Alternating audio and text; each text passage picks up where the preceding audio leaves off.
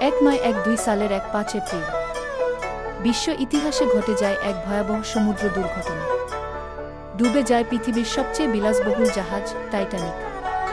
প্রায় 1500 মানুষের মৃত্যু হয়। কিন্তু প্রশ্ন হচ্ছে, এটা কি কেবল দুর্ঘটনা ছিল, নাকি ছিল এক ভয়ঙ্কর ষড়যন্ত্র? ঘটনার শুরু। টাইটানিক ছিল সেই সময়ের সবচেয়ে বড়, সবচেয়ে নিরাপদ এবং সবচেয়ে বিলাসবহুল জাহাজ। অনেকে বলতেন এটা কখনোই ডুববে না। কিন্তু প্রথম যাত্রাতেই এটি বরফ পাহাড়ের সাথে ধাক্কা খেয়ে ডুবে যায়। তবে অনেক গবেষক বলেন, সত্যি বলতে টাইটানিক নয়, এর যমজ জাহাজ অলিম্পিককে সাজিয়ে পাঠানো হয়েছিল। ষড়যন্ত্রের গল্প।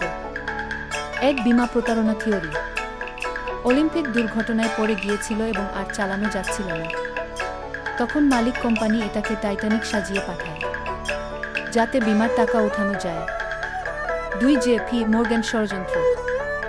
বিশ্বখ্যাত ধনী জেপি মর্গান ছিলেন টাইটানিকের মালিক। তিনি যাত্রার আগ মুহূর্তে হঠাৎ করে জাহাজে না যাওয়ার সিদ্ধান্ত নেন।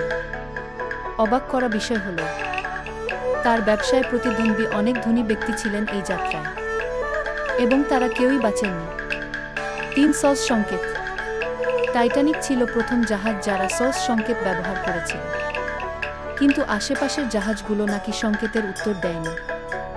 অথচ অনেকেই বলছে তারা সংকেত পায়নি। রহস্যময় তথ্য। 4 বছর আগে লেখা উপন্যাস দ্য ওয়েক অফ দ্য টাইটানিক-এ ঠিক একই ধরনের দুর্ঘটনার বর্ণনা ছিল। টাইটানিকে থাকা ধনসম্পদ ও আর্টিফ্যাক্ট নিয়ে এখনো অনেক রহস্য রয়েছে। শেষ প্রশ্ন।